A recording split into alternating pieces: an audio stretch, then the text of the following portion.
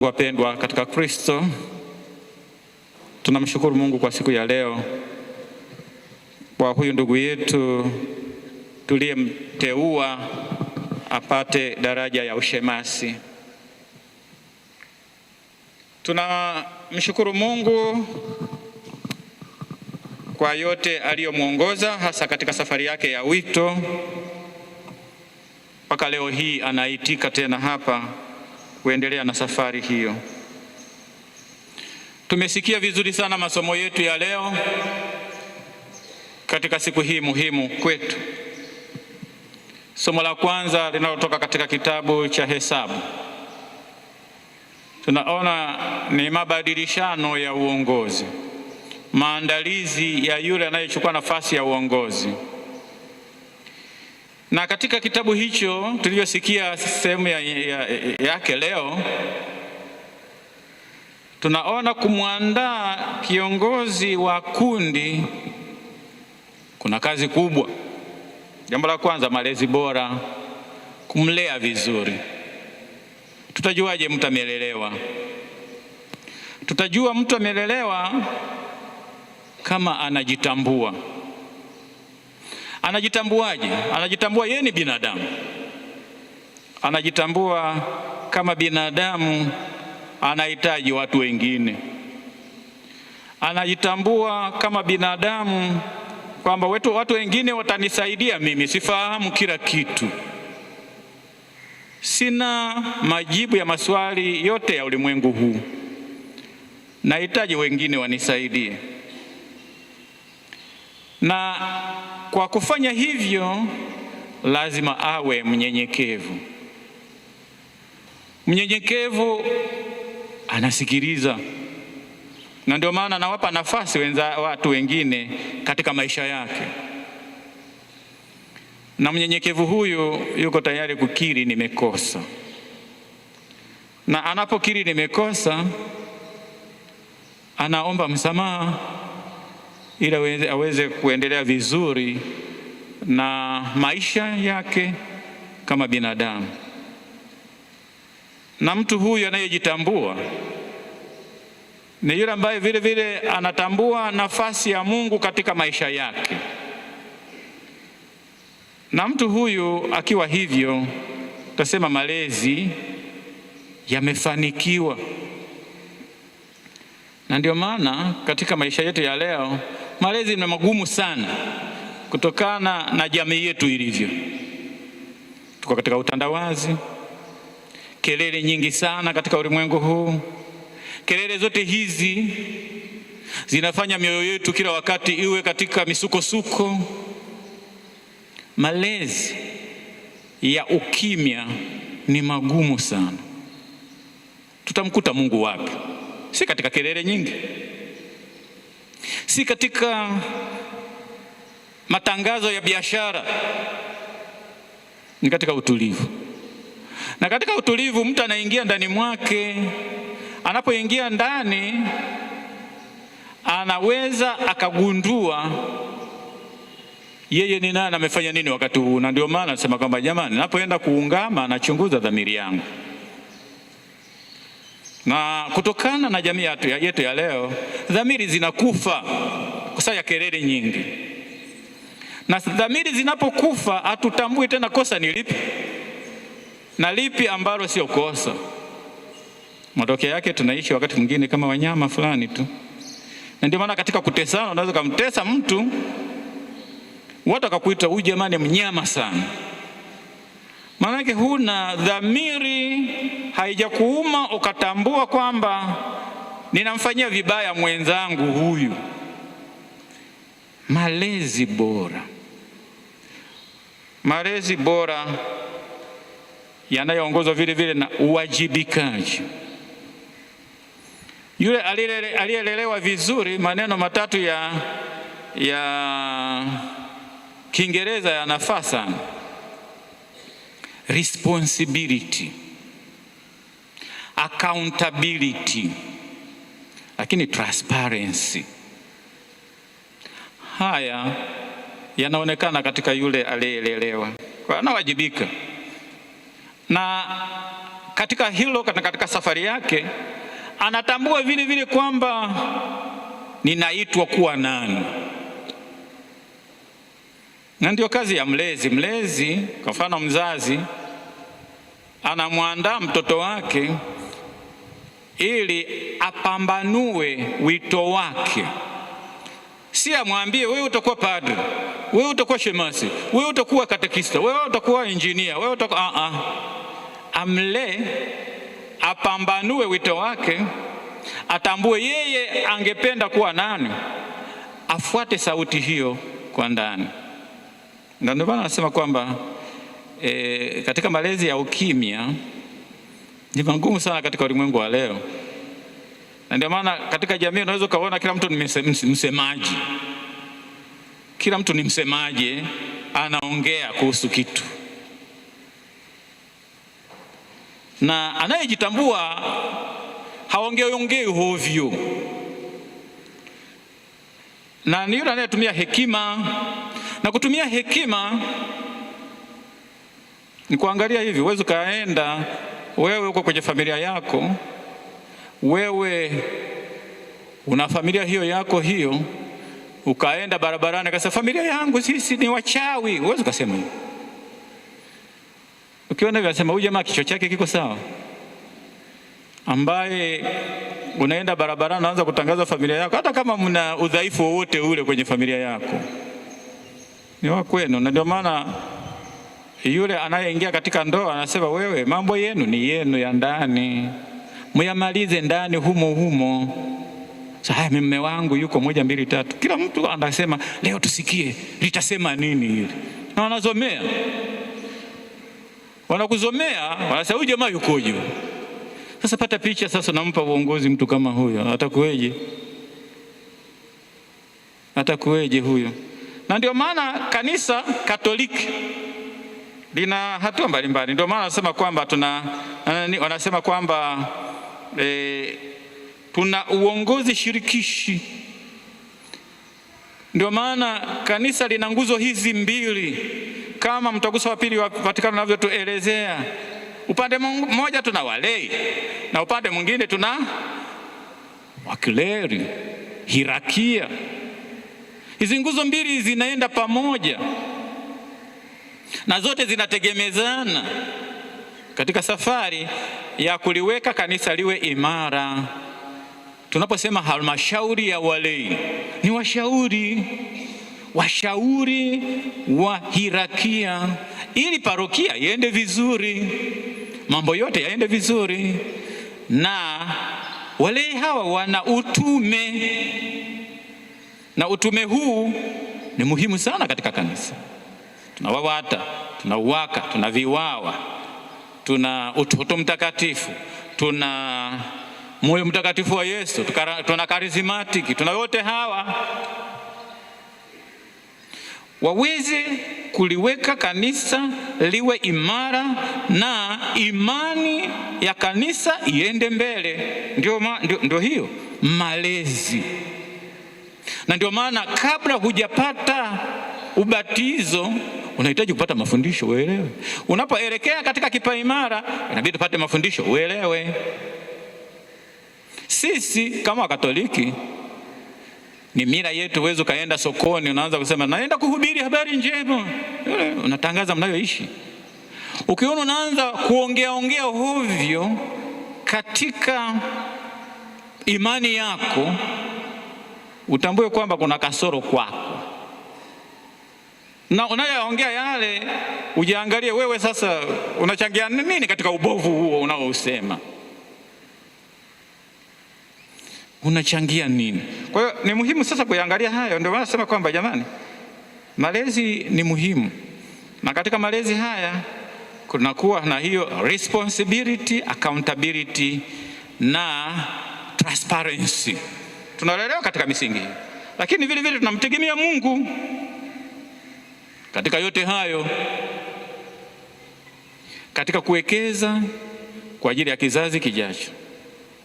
Musa anatambua kabisa katika somo la kwanza, hapa anaenda kumaliza kazi. Sasa anapoenda kumaliza kazi, lazima atokee mtu ambaye ataendeleza kazi hii, na huyu mtu atatokea katika kundi hili. Na leo tunapoadhimisha sakramenti hii ya daraja takatifu katika ngazi ya ushemasi, huyu ambaye anapata leo ushemasi, frateri wetu Evans, hajatoka hewani, ametoka kwetu, amelelewa na sisi tumechangia, na ndio maana tulitangaziwa, jamani, mtu huyu anaelekea kupata daraja ya ushemasi. Mnaonaje nini? Mmesikia katika mahojiano. Wewe unayetangaza kwamba unampendekeza huyu awe shemasi, unajua anastahili? Nimewauliza bwana wale wanaohusika, walezi, lakini baada ya kuwauliza walezi nimeuliza vile vile waumini, na ni kutokana na kuuliza huko naona kabisa huyu anastahili. Ndio tunavyokwenda hivi, na ndio tunavyosaidiana hivi katika kumwelekea Mungu. Na ninaposimama naanza kuongea hainisaidii mimi wala haisaidii kanisa langu, ila zaidi na haribu kwenye kanisa langu. Na yeye frateri anapata leo ushemasi, anaanza safari ya wito wake huo kuelekea katika daraja nyingine, ngazi nyingine ya upadre, kwa maandalizi ambayo ni muhimu. Na yote haya bila sala zetu, bila mchango wetu wa hali na mali, atafanyaje utume? Ukisoma Injili ya Mathayo sura ya 28 aya kuanzia 19, 20 hivi, anapotutuma tukatangaze habari njema katika ulimwengu, sio tukapayuke, tukashuhudie. Katika kushuhudia huko tuwe mabalozi, na unapokuwa balozi unayo mambo mawili, una ujumbe, lakini vile vile namna unavyowakilisha ujumbe wako. Unaowakilisha kwa watu wale uliotumwa, si kwa manufaa ya mtu, ni kwa ajili nimebeba ujumbe wa Mungu na nabeba ujumbe huu niwakilishe. Na kama una nia njema, mambo yote yatakwenda vizuri, kwa sababu utawakilisha katika weledi wako na katika maadili mema. Utawakilisha vizuri ujumbe ule, lakini la sivyo utaharibu zaidi. Ndio maana yule ambaye anateuliwa anakuwa amejazwa na Roho Mtakatifu katika njia yake hii, amepambanua wito wake, safari yake ni hii. Ndio maana katika somo la kwanza tunamwona Joshua, huyu ndiye anachukua nafasi ambayo Musa anaiacha, Joshua anaendelea na safari kuwapeleka Waisraeli nchi ya ahadi. Ni muhimu. Na katika somo la pili bado tunaendelea na hilo, bado ni malezi yale. Tunapoongezeka katika namba, tunapoongezeka katika kukua kwetu na tunakuwa wengi, inahitajika sana vile vile malezi mazuri ya dhamiri, malezi mazuri vile vile ya imani yetu, tuitambue vizuri na kuishi na kuitetea mbele ya Mungu. Kila mtu ataulizwa, wewe mbona wewe ulikuwa champion wa kutukana wenzako? Mambo kama haya ni muhimu. Ndio maana kuna changamoto zilitokea kwa sababu ya watu wanaongezeka, hawaelewa hata imani yao. Ndio maana kukawa na ubaguzi kati yao. Lakini namna gani tunamaliza? Tunajua kwamba sisi kama waamini lazima tuwe moyo mmoja, roho moja, tunamwelekea Mungu. Na ndio maana alitokea uzushi hata katika historia ya kanisa. Kipindi cha, kwa mfano, kuna Mtakatifu Sipriani ambaye kati ya watakatifu ambao ni mababa wa kanisa, Mtakatifu Sipriani, Mtakatifu Agustino katika karne ya 4. Sipriani alikuwa karne ya 3, mwaka 250 hivi, aliandika kitabu chake ambacho kina sura yake kina title yake au kina habari yake inaitwa De Unitate Ecclesiae Catholicae. Anaandika juu ya umoja wa kanisa Katoliki. Anawatahadharisha waumini, hakuna mtu mbaya katika umoja wa kanisa kama adui wa ndani. Uwezo kujua anatoka wapi. Wainje unaweza kujua mipaka yangu ni hii, ngoja niangalie anatokea upande huo au anatokea huko, nijiandae kwa silaha. Lakini wa ndani huwezi kujua, anakuja kama upepo. Lakini anapokuja kama upepo, anasambaza sumu kali kwa hawa watoto wa Mungu, sumu ambayo inavuruga ule umoja.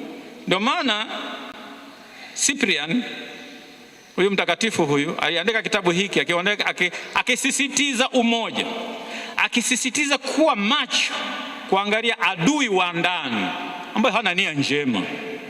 Kazi yake ni kuvuruga tu, vuruge, ionekane kwamba hawaelewani, basi ndio kufaulu kwake.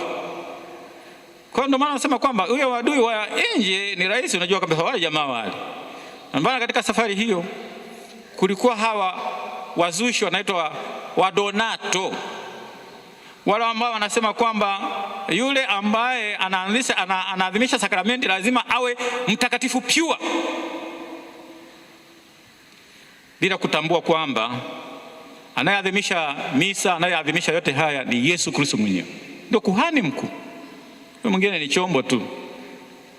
Kwa hawa walikuwa wakishambulia kanisa, ni wale ambao walikuwa ni Wakatoliki. Kikundi hicho, kikundi cha Wadonato, Waingereza wanasema masapota wa Donatus, walitokea. Kwa hiyo ndipo Mtakatifu Cyprian mwaka huo 250 akaandika kitabu hicho De Unitate Ecclesiae Catholicae, yani umoja wa kanisa Katoliki, umoja wa kanisa Katoliki, akionyesha kabisa kwamba sisi tunaye Kristo, sisi kama Kristo, kama Kristo, kanisa ni mwili wa Kristo. Kama mwili wa Kristo tunaye askofu mkuu ambaye ni Petro, na wote tuungane hivyo katika mwili mmoja huu, na tuwe macho kuangalia adui wa ndani huyo ambaye anatujia kama upepo na anasambaza sumu kali ambayo kama hujawa imara unapotea. Na Agustino katika kumaliza hili nara yaandika kitabu hicho De Unitate Ecclesiae ad Catholicos Fratres, umoja wa kanisa kwa ndugu wa Katoliki, akisisitiza hilo umoja, akisisitiza umoja huo kama tunavyoliangalia kanisa moja takatifu Katoliki la mitume. Na ndio maana tunapoona katika kitabu cha Matendo ya Mitume, ilipotokea hivi waliweza kurudi katika jamii ya Kikristo. Jamani, sisi tunahubiri habari njema na tunaendelea kusali. Hatuwezi tukaacha kazi hiyo kueneza habari njema. Tunaomba kati yenu sasa mchague watu kadhaa waweze kuwa na kazi hiyo, suluhisho ya matatizo. So walei na makleri, mkiachana hapo walei na makleri, walei mkawa wenyewe na makleri wenyewe, hatuwezi kaenda mbele katika kanisa hata siku moja. Kwa maana walei, kuna kamati tendaji, iwe parokia, iwe kigango, iwe jumuiya, kote huku kuna tatizo linatokea, tunalijua namna ya kulisolve, tunalijua. Uongozi shirikishi hawa waliambiwa hivyo, na ndio maana wakaweza kuwatoa hawa watu 7 mashemasi. Kwa kwamba tuna utume wa neno la Mungu, upande mwingine utumishi. Hawa waweze kuangalia sasa practical service, waangalie hawa wanafanya nini, hawa wanafanya nini. Ndio hao mashemasi waliochaguliwa katika kipindi hicho, na ndio maana tunasema kwamba katika umoja wetu huo tunaangalia kila mmoja ni wa pekee. Hatuna maana tunakuwa uniform, lakini nasema unity in diversity. Kila mtu ana kipaji, lakini vipawa vyote hivi viweze kutumika kwa ajili ya kujenga jamii ya Kikristo. Mashemasi wanatumikia kanisa, na mwisho wakati tukiangalia kila mtu katika koinonia, katika ushirika, lazima kuwe na huduma. Lakini katika huduma hiyo tuweze kila mara kufanya toba ili tutangaze vizuri neno la Mungu. Kwa hiyo tunaona katika somo hili wale mashemasi 7 walifanya kazi yao vizuri. Tunasema kwamba waliangalia mambo gani ya waongoze kuwapata watu hawa wawe na hekima, wawe pamoja na hekima wawe wana Roho Mtakatifu, kwa sababu ni nyenzo katika kutimiza wajibu wao kama mashemasi. Na walifanya yote haya, na tunaona yote yaliweza kuisha. Hakuna tena tuseme kwamba hawa ni wajane wa Kihelenisti na hawa wajane wa Wayahudi. Hakuna ubaguzi, sababu tayari huduma zinaendelea katika koinonia hiyo au katika ushirika huu. Ukiangalia hili utaona linaweza likatuongoza vizuri kwenye sinodi ya maaskofu, kanisa la kisinodi. Tupo katika kuishi kanisa la kisinodi, ushirika, ushiriki na umisionari. Tumepanda chombo kimoja. Hiki chombo hicho usiseme kwamba hii kazi ya fulani, hii ni kazi ya fulani, hii ni kazi ya askofu, hii ni kazi ya padri, kazi kwake paroko, shauri yake. Hapana, kazi yetu ndio ushirika. Sisi ni mwili mmoja katika Kristo huyo ambaye ndio kanisa, na katika kanisa hilo tuweze kuwa moyo mmoja na roho moja. Ushirika, ushiriki unafanya cha kwangu sio cha watu wengine, ni cha kwangu.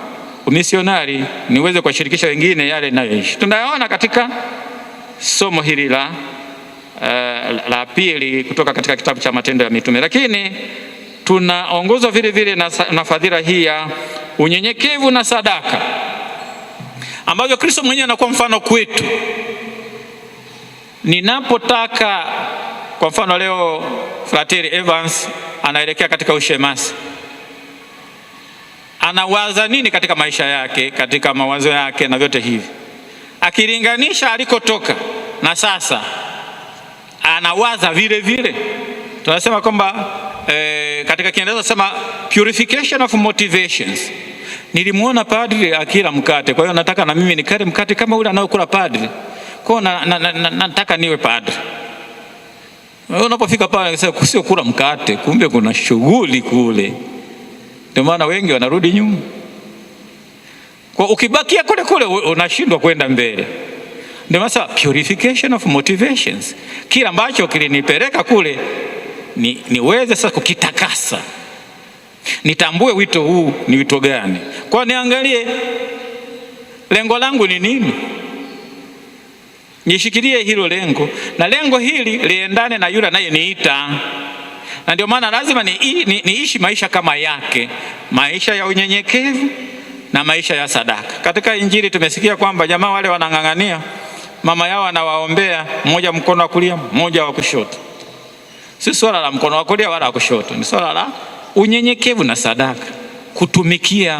Unataka kuwa wa kwanza, unataka kuwa mkubwa, mtumishi, na ili ufanye haya yote lazima ujitoe wewe mwenyewe. Ndio maana tunaangalia wito ambao tunaitwa kwa ajili ya mabadiliko. Ni kama tunavyosoma katika historia ya sayansi, nasema Copernican revolution. Wakati ule walikuwa nasema dunia na jua ndio linalozunguka dunia, lakini hawa kina Copernicus hawa walipokuja sasa, pana ni dunia inazunguka jua. Ikawa ndio bado tunasema ni Copernican revolution, kwamba sasa wito lazima tuweke katika mabadiliko. kutoka kwenye kitu ambacho Kiingereza wanasema self promotion, mimi juu, kuelekea kwenye self giving, sadaka. Lazima tutoe sadaka, na ndio maana lazima tuangalie nini kilichotufanya tuwe hivi. Si kwa ajili ya nionekane mfalme, ila ni kwa ajili ya utumishi. Kawatumikie hawa ambao ni mapadre wa pamoja, hawa ni watumikie hawa, mimi kama padre wa huduma. Unyenyekevu, kama nilivyosema, unyenyekevu ni muhimu, na nitumikie kwa sadaka, niwaweke wenzangu mbele, mimi niwe wa pili, niangalie mahitaji yao kuliko ya kwangu. Ndio tunavyoitwa. Na ndio maana ninyi waumini lazima mtuombee sisi. Tunaposimama pale, msiseme tu wale, hata wakati fulani mkasema yale. Mkiwa huko mkaanza kuongea sema lipadri lile, kishemasi kile, na wakati wewe ni muumini. Hapana, mtuombee, na katika kutuombea mtusaidie, na katika kutusaidia huko tupate moyo wa kuwatumikia vizuri, sio kutushambulia. Lazima muwe walinzi wetu, lazima muwe watetezi wetu. Sisi ni watoto wenu. Nikiishiwa nitakuja kwenu mnisaidie. Sasa nyewe mkaanza kusema yaone, jamaa tumetoka kwenu, yaone makina nani? Hizo kusema yaone, si nyinyi ni wazazi wetu. Kwa mfano unasema kwa yaone manyani hayo. Sasa kama sisi tumekuwa manyani, maana nyinyi ni manyani mliotuzaa. Ndio lazima tushirikiane, tuwe karibu kwa kazi tunayoifanya na wito tulionao, mtusaidie. Na katika wito huu tunaonyesha uhai wa kanisa. Leo ukitaka kujua kanisa li hai katika adhimisho la ushemasi leo utaona, na ndio utaona kwamba hivi Mkatoliki ni nani na ambaye si Mkatoliki ni nani. Leo kila mtu anaweza kujiita Mkatoliki. Saa hizi ukienda kwenye mitandao ukasema nataka niongee hiki, AI inakuletea. Na unaenda kuropoka, lakini mafundisho yenyewe hujapata, hujui. Hata mwenendo wake hujui. Na unaweza kujisifia kwamba unajua vizuri, na ukaweza kushambulia kanisa. Ukajisahau. Kama wewe ni Mkatoliki kweli, uweze kushambulia kanisa. Aliye Mkatoliki kweli na aliyefuata mafundisho ya kweli hawezi kushambulia kanisa. Ulimwengu wa leo unafikiri kwamba kanisa litabadilika kufuata mabadiliko ya jamii. Kanisa ni la Kristo jamani. Kama kanisa la Kristo, Kristo badiliki, ni yule yule jana, leo na daima. Sisi ndio inabidi tubadilike kufuata kanisa, sio kanisa libadilike kufuata sisi. Na ndio maana tunasisitiza malezi ya dhamiri, na tunasisitiza, tunasema jamani, wazazi tuwe karibu na watoto wetu, tuwalee vizuri. Na tunapoangalia katika mila zetu za Kiafrika ambazo saa hizi tunazisahau kabisa, kila kitu kilikuwa katika nafasi yake, sio katika kama leo hii tunavyodharauliana, tunavyotukanana, tunavyoshambuliana. Mila za Kiafrika, mkubwa ana nafasi yake, mdogo ana nafasi yake. Na uweze kuona kwamba mdogo anaanza kumtukana mkubwa. Hapana. Na ndio maana kuna hatua hizi, na kanisa limeweza kufanya utamadunisho huo kwamba ukifika muda fulani utaitwa wewe mkubwa. Ili uwe mkubwa lazima upitie mafundisho haya na haya na haya, ndio utaingizwa rasmi kwenye ile jamii kama mtu mzima, na sio hivi hivi tu. Na wazee wana nafasi kubwa katika maisha ya kanisa, na ndio maana hata utume wa wazee kama chama cha wazee tunasema ni hazina ya kanisa kwa sababu hiyo. Na wazee na wao wakianza kushangaa tu wanasema sasa wazee nao wamekuwa wazee wa mwendo kasi.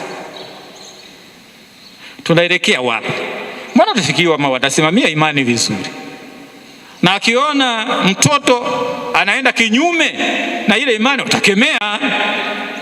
Wazee wakikaa kimya tu, sawa tu ninaoendelea. Hapana, tunahitaji kusimamia imani yetu, tunahitaji kuitetea imani yetu, tunahitaji kuwalinda viongozi wetu. Ni viongozi wetu, hakuna wengine, ni viongozi wetu hawa. Tuwalinde kwa yote dhidi ya maovu mbalimbali. Kwa sababu Mkatoliki nasema hata mimi nimeenda nikasikia maneno haya, kwa kweli kama hili liko 1 2 3. Sasa Mkatoliki wewe kweli, ili unisaidie mimi kama kuhani, utasema hodi.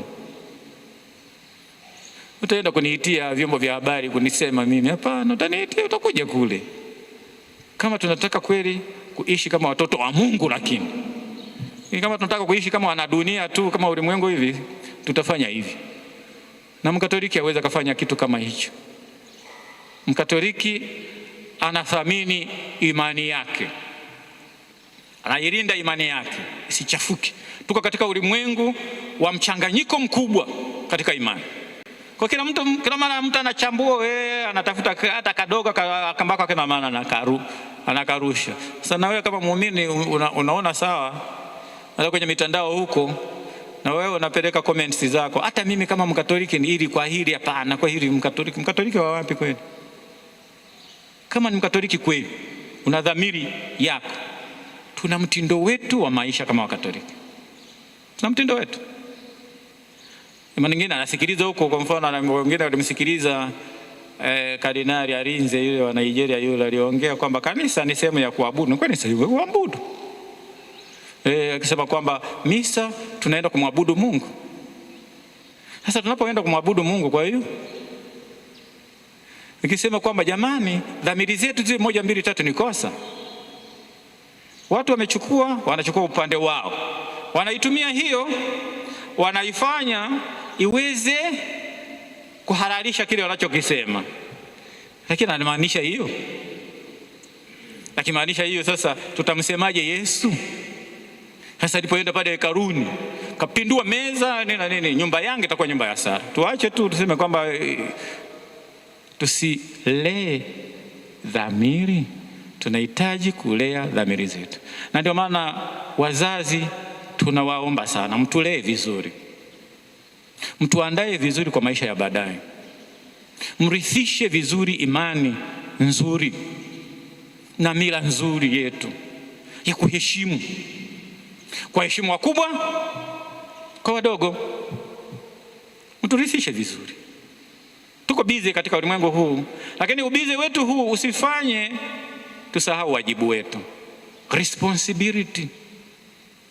Tunapombatiza mtoto, tunaenda pale tunasema niko tayari kumfundisha mtoto wangu huyu ashike amri za Mungu, awapende binadamu wenzake. Lakini tukishabatiza tunaondoka, tunamaliza na hatuna habari tena. No. Ndio maana tunasema kwamba tulinde watoto wetu, ulinzi wa mtoto. Tusiwaachie ulimwengu ndio tulelee watoto wetu. Familia hizi ni zawadi kutoka kwa Mungu. Kama zawadi kutoka kwa Mungu, tuzilee vizuri, tuzitunze na kuzirudisha kwa Kristo. Ndio maana Mtaguso wa Pili wa Vatikano unatualika bado kutakatifuza malimwengu.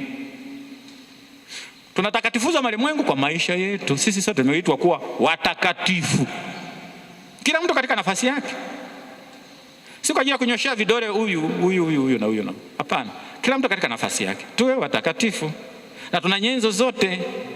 Sasa tumuombe Mungu atusaidiane vizuri. Kwa maana narudia wito wangu kwenu wazazi, mtulinde watoto wenu, mtusaidie watoto wenu, msitushambulie watoto wenu. Na ndio maana nguzo hizi lazima ziende pamoja. Tulijenge kanisa letu na tujenge umoja wetu. Tunamshukuru Mungu katika jimbo letu la Bagamoyo. Mungu aendelee kutubariki kwa zawadi ya shemasi wetu huyu mteule ambaye anaelekea kwenye daraja ya ushemasi, Frater Evans. anafungua rasmi milango katika njia ya kupata makuhani katika jimbo letu la Bagamoyo. Kwa hiyo tunategemea kwamba atakuwa mfano mzuri na atawaangalia wadogo zake kwa namna ya pekee na kuwaonyesha njia. Anapofikia ukuhani, ataishi ukuhani wake ipasavyo, na atawaongoza wale walio nyuma yake wafikie na watamani kwamba maisha haya ni mazuri na wafurahie. Tunamwombea na tunawashukuru wazazi kwa kumtoa. Katika ulimwengu wa leo, wakati fulani ni si rahisi sana. Tunamshukuru Mungu kwa kumtoa. Tunamshukuru Mungu kwa kumtoa huyo, na tunawashukuru sana kumtoa, lakini vile vile tunawashukuru kwa malezi bora kwake, mpaka ametambua kwamba mimi ninao wajibu wa kutumikia watu wa Mungu. Tunawashukuru sana wazazi, tunawashukuru sana ninyi nyote mlioshiriki katika malezi yake. Tunawashukuru makleri wote ambao walikaa naye kwa ajili ya utumishi. Tunawashukuru walimu ambao wanaendelea bado kumfundisha aive vizuri, aweze kuwa mchungaji mwema kwa kumfuata Yesu Kristo mwenyewe, kujitoa bila kujibakiza. Tunawashukuru wote hao. Tunawashukuru kila mtu anapoingia katika kanisa. Mtoto wetu huyu, mtakapompangia kwenu, mpokee vizuri, akafanye kazi ya Mungu inavyotakiwa, awe na nafasi hiyo ya kutafakari. Tunategemea kwamba mtamweza kumweka apate BP, apate vidonda vya tumbo, awafikirie kila wakati, ila taona kwamba mtampa wepesi, mtamlinda na mtamsaidia kwa hali na mali na mtamwombea. Tumsifu Yesu Kristo. Mungu ni mwema kila wakati.